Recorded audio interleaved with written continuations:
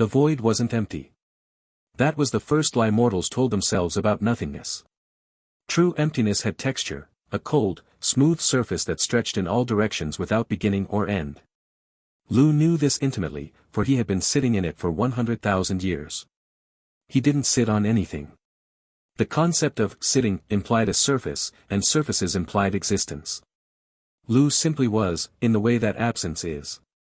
His form, if one could call it that, resembled a human male only because he remembered what that looked like. The memory was faint, like a dream recalled centuries after waking. A sigh echoed through the void. Not sound, sound required vibration, and vibration required matter. This was the sigh of a concept, boredom given shape. Again, Lu thought, though thinking implied neurons firing, and he had none. The same eternal stillness. For 100 millennia, he had watched universes bloom and die. He had seen civilizations rise on the backs of gods and fall into dust. He had witnessed love stories that spanned galaxies and wars that shattered dimensions. All of it passed through him like light through clear glass, observed but unfelt. His nature was nullity, the absolute zero at the heart of all existence. Emotions directed at him dissolved before they could register. Threats aimed his way unraveled into harmless particles. Laws of physics bent around him like reeds in a stream. It was perfect. It was eternal. It was excruciatingly dull. Today, if days existed here, something shifted. A ripple in the stillness. Not external, the void remained as empty as ever. This came from within, from the faint echo of memory that still clung to his consciousness. Novelty, the thought formed. I need novelty. The concept felt foreign, like a new color appearing in a monochrome world. For an entity who embodied absolute nullity, desire was paradox given form. Yet here it was, growing from that single spark of memory, the memory of being surprised. Lu focused his awareness inward. At his core, buried beneath layers of cosmic indifference, rested his power, infinite, unchanging, absolute. The Primordial Stiller's essence. It nullified everything, time, space, emotion, existence itself. With a thought that wasn't a thought, he began compressing it. The void trembled. Not physically, physically was meaningless here. Reality itself recognized the disturbance as a fundamental law being rewritten. Lu gathered his infinite power, folding it in upon itself again and again, like origami made of pure negation. He compressed it into a core no larger than a mortal's fist, though size was irrelevant.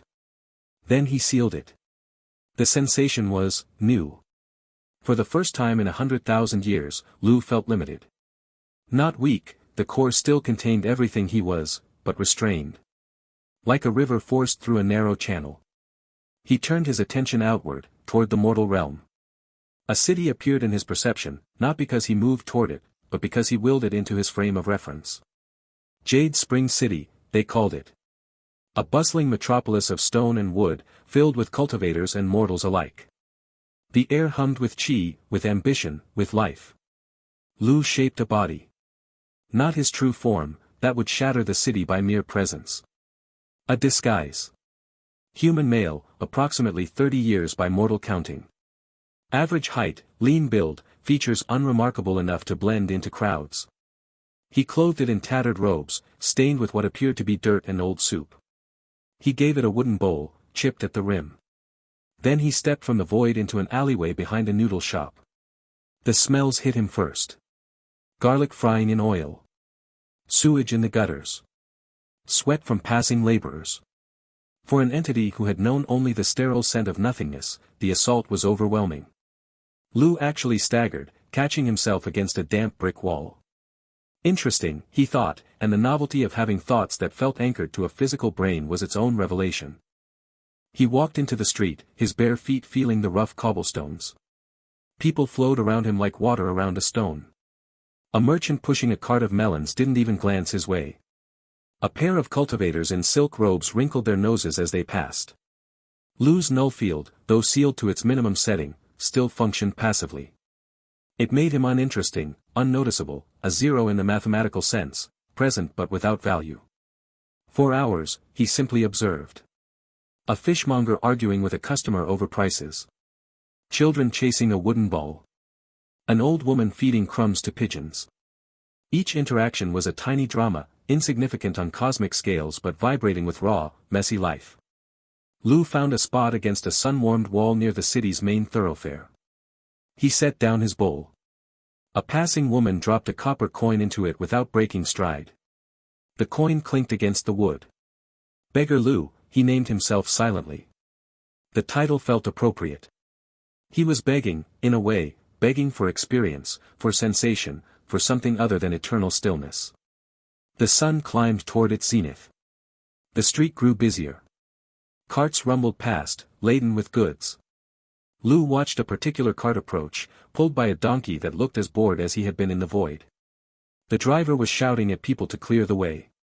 An idea formed. Not planned, planning would ruin the spontaneity. But an impulse, born of that desperate thirst for novelty. As the cart drew near, Lu pretended to stumble. He timed it perfectly, rising from his seated position and lurching forward as if his legs had cramped. He staggered directly into the cart's path. The driver yelled. The donkey brayed. Lu fell, rolling awkwardly to the side. The cart's wheel missed his hand by inches. From his new position on the ground, Lu looked up. And froze. A procession was passing. Not the usual merchant caravan or pilgrim group. This was celestial.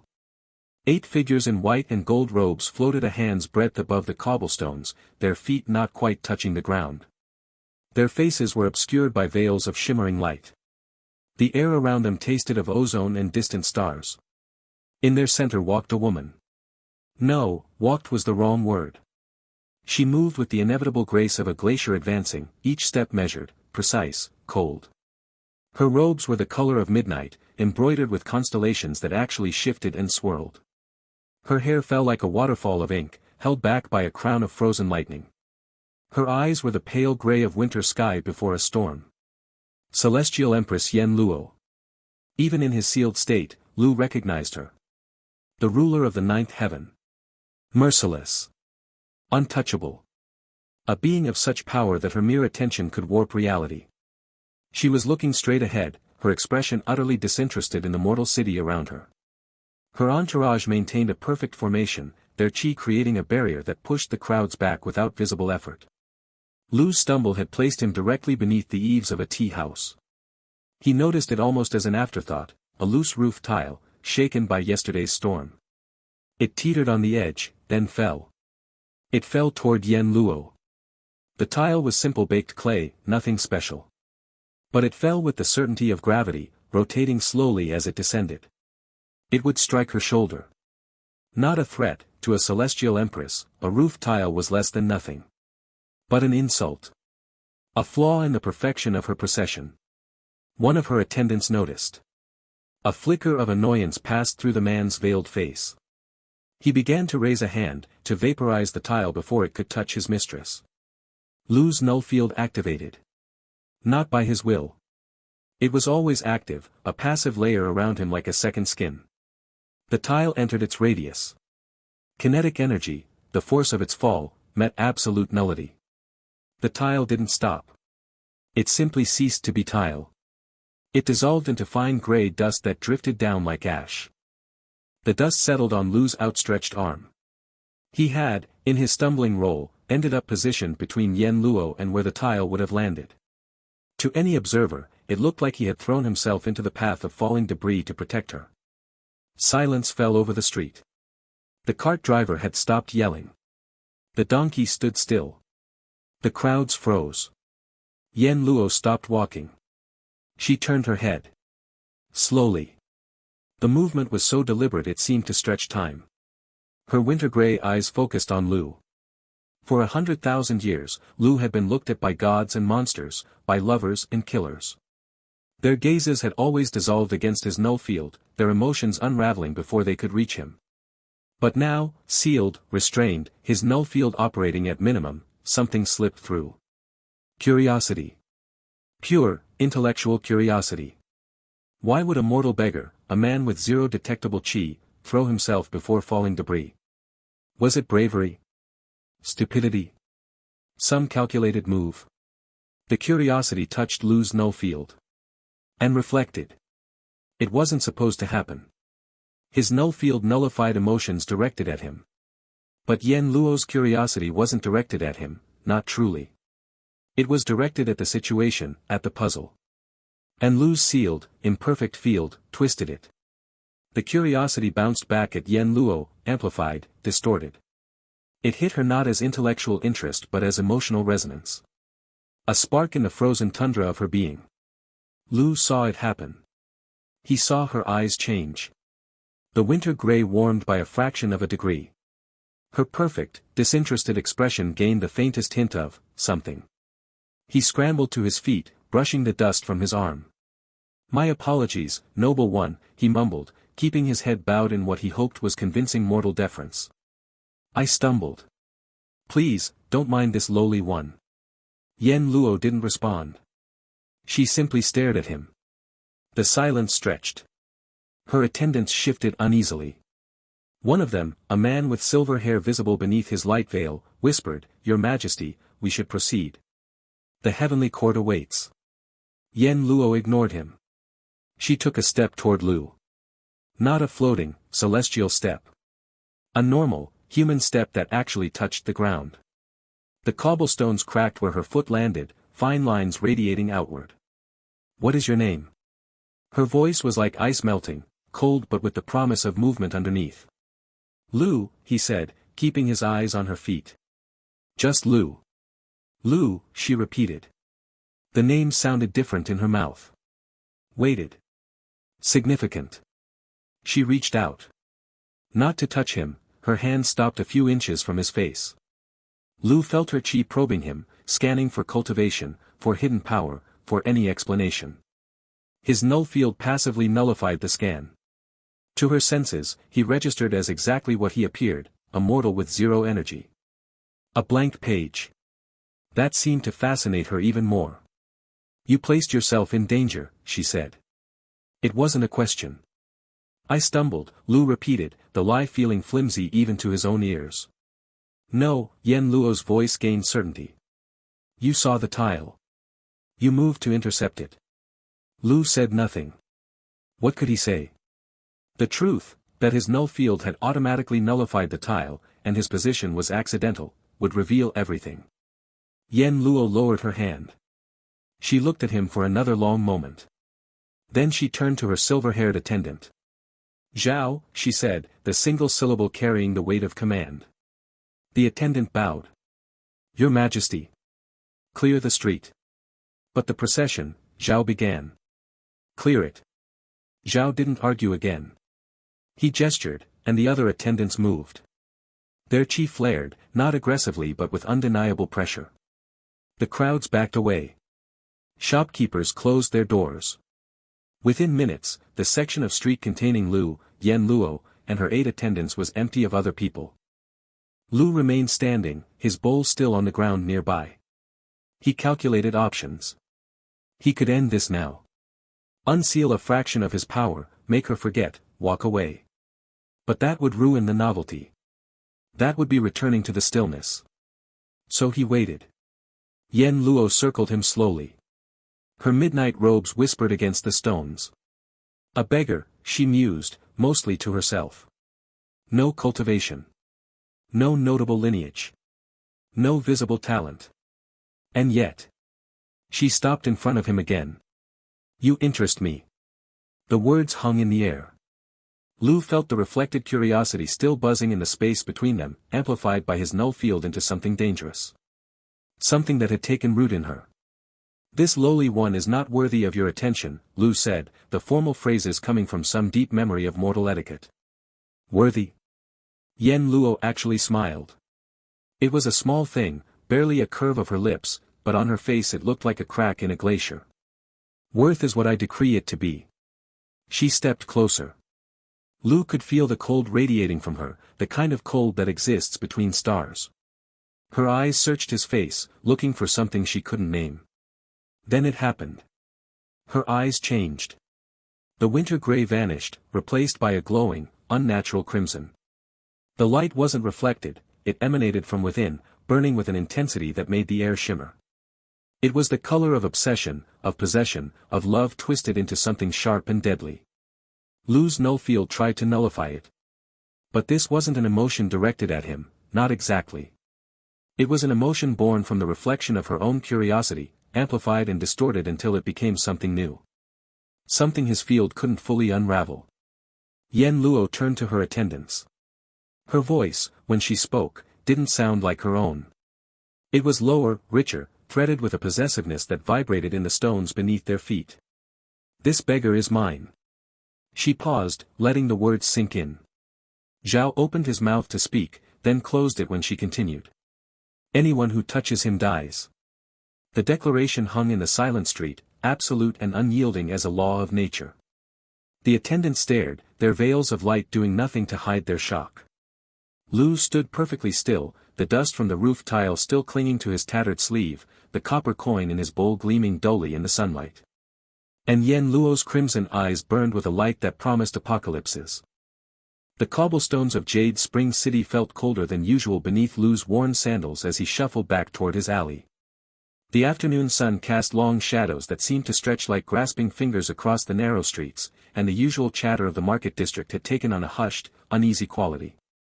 Lu kept his head down, his beggar's robes, a simple brown tunic patched in 3 places with mismatched fabric, draped loosely over his sealed power core. To any observer, he was just another destitute soul returning to his meager shelter after a day of failed panhandling. Internally, however, Lu's mind churned with calculations. The incident with the falling tile had been a miscalculation of astronomical proportions. He'd intended the stumble to avoid a merchant's cart, not position himself beneath debris that threatened the Celestial Empress.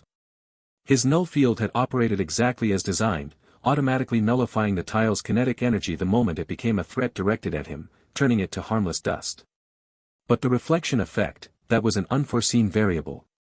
Yan Luo's momentary curiosity, amplified and twisted by the paradoxical interaction with his nullity, had created something new and dangerous. Just a fluke, Lu thought as he turned the corner into the narrow alley he called home. A statistical anomaly in the cosmic noise. She'll forget about this mortal curiosity once she returns to her celestial duties. The thought died halfway through its formation. His alley was no longer his alley. Where once there had been crumbling brick walls stained with decades of grime, now stood polished obsidian pillars that gleamed with inner light. The usual collection of discarded crates and broken pottery had vanished, replaced by a seamless floor of white jade that seemed to glow with its own gentle radiance.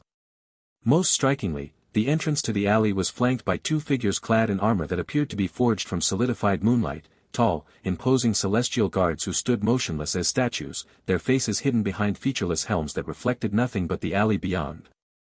Lu stopped walking. His Null-Field registered the guards' presence as neither threat nor emotion, they were simply there, extensions of Yan Luo's will, their purpose so singular it bypassed the usual emotional signatures his field would nullify. They weren't protecting him from anything specific, they were marking territory. She's claiming me, Lu realized with a sinking feeling that had nothing to do with his sealed power. Like a child claiming a shiny pebble from a riverbed. He considered turning around and finding another place to sleep, but that would draw attention. The beggar Lu wouldn't notice celestial guards. The beggar Lu would shuffle forward, confused but ultimately accepting of whatever strange fortune had befallen his humble dwelling. So he shuffled. As he passed between the guards, he felt the faintest ripple in the fabric of reality, a monitoring spell, delicate as spider silk, woven through the air around the alley. Yan Luo was watching. Not constantly, perhaps, but frequently enough that any significant disturbance would catch her attention. Lu made sure to stumble on a perfectly smooth section of jade floor, catching himself against one of the obsidian pillars. The stone was cool to the touch, humming with celestial energy that his Null-Field automatically dampened to nothingness. His usual sleeping spot, a relatively dry patch of packed earth near the alley's rear, was now covered by a canopy of shimmering silver fabric that seemed to be woven from captured starlight. Beneath it lay not his threadbare blanket, but a cushion of cloud stuff that shifted and billowed gently even without wind. Lu stared at it for a long moment, then sighed internally and settled onto the cushion. It was disgustingly comfortable. For 3 days, nothing happened. The celestial guards never moved, never spoke. The people of Jade Spring City gave the alley a wide berth, whispers spreading about the blessed beggar who had attracted celestial attention. Lu went about his beggar routine, sitting at the market's edge with a wooden bowl, mumbling thanks for the occasional copper coin, pretending not to notice the way everyone's eyes skipped over him now with a mixture of fear and reverence. On the fourth day, the gang arrived. They were local toughs from the Broken Fist sect, a minor martial arts group that controlled protection rackets in the western districts. Their leader was a burly man named Kong, whose face bore a scar that pulled his left eye into a permanent squint. She didn't gesture dramatically. She didn't chant incantations. She simply willed it, and celestial power responded, not as energy to be shaped, but as reality to be rewritten. The mountain ceased to be a mountain. One moment it was stone and soil and stubborn pines clinging to cliffsides. The next, it was a garden. But not just any garden, a rose garden of impossible scale, covering every slope and peak in perfect crimson blossoms that glowed with inner light. The monastery was gone, replaced by a pavilion of crystalline structure that refracted sunlight into rainbows. The training grounds had become winding paths of white marble, and at the garden center, where the highest peak had been, now stood a statue, a rough approximation of a beggar in humble robes, carved from a single piece of jade the color of dawn. The transformation was instantaneous, silent, and total. Every member of the Broken Fist sect, elders, disciples, cooks, cleaners, vanished, not killed, but unmade, their existence rewritten out of the narrative. The mountain's ecosystem was preserved, but repurposed. Birds now sang songs in celestial harmonies, and the wind carried the scent of roses across 3 provinces. In his alley, Lu felt the cosmic shockwave pass through him. His Null-Field dampened it to a mild tingle, but the scale of the event was unmistakable. Yan Luo hadn't just punished the gang, she had erased their entire sect from existence and remodeled a geographical feature as an act of, what? Affection? Possession? Both? He groaned internally, a sound of pure cosmic exasperation. This was exactly what he'd feared. The Null-Field had resolved the immediate threat, but in doing so, it had shown Yan Luo a vulnerability that demanded an apocalyptic response. The escalation wasn't just dramatic, it was logarithmic. The people of Jade Spring City felt it too, though they didn't understand what they felt. A sudden fragrance of roses where no roses grew. A change in the western light, as if the mountains themselves had begun to glow. Whispers spread, then shouts, then a kind of awed silence as rumors began to coalesce into impossible truths. Lu sat through it all, maintaining his beggar's posture, his face a mask of vacant acceptance. He counted the cracks in the jade floor. He watched a spider, one of the few mortal creatures that hadn't been displaced by Yan Luo's renovations, attempt to build a web between an obsidian pillar and the starcloth canopy. He waited. He didn't have to wait long. The air in the alley shimmered, like heat rising from stone on a summer day. Then it parted, not tearing, but folding, and Yan Luo stepped through. She wore different robes today, still celestial in make, but simpler, less ostentatious than her formal empress regalia. They were the color of twilight, dark blue shot through with silver threads that caught the light like distant stars. Her hair, black as the void between galaxies, fell loose around her shoulders, and her crimson eyes fixed on Lu with an intensity that would have vaporized a lesser being. The celestial guards, motionless for days, dropped to one knee in perfect unison. Yan Luo ignored them. She walked toward Lu, her steps silent on the jade floor. When she reached him, she didn't loom or stand over him, she knelt, bringing herself to his eye level. The gesture was somehow more terrifying than any display of power. "My dear," she said, and her voice was soft, intimate, a whisper meant only for him. It carried in it the echoes of the mountain she had just unmade. "You deserve more than this filth." She gestured, a fluid motion of her hand. The alley around them dissolved. Not faded, not transformed gradually, dissolved, like a painting washed away by rain. The obsidian pillars, the jade floor, the starcloth canopy, the cloud-stuffed cushion, all of it unraveled into streams of light that flowed upward, coalescing, reshaping. When the light cleared, Lu was no longer in an alley. He sat on a throne. Not a metaphorical throne, but an actual seat carved from solidified starlight, its surface cool and smooth, humming with captured cosmic energy. It stood in the center of a palace hall so vast its ceiling was lost in soft luminescence.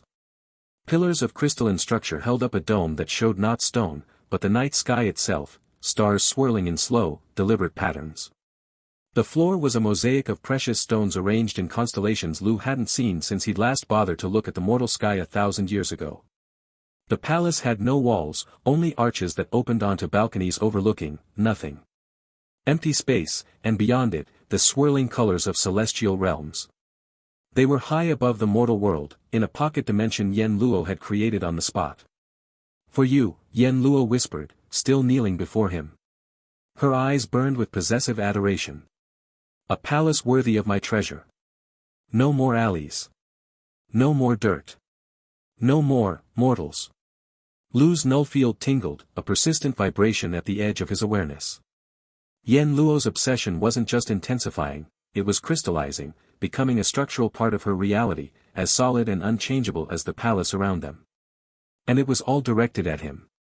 He looked at the throne beneath him, at the impossible palace, at the Celestial Empress kneeling at his feet like a supplicant before a god. And internally, the Primordial Stiller, the invincible entity who had started all this out of boredom, thought one very simple, very profound thought. "Oh, this is going to be troublesome."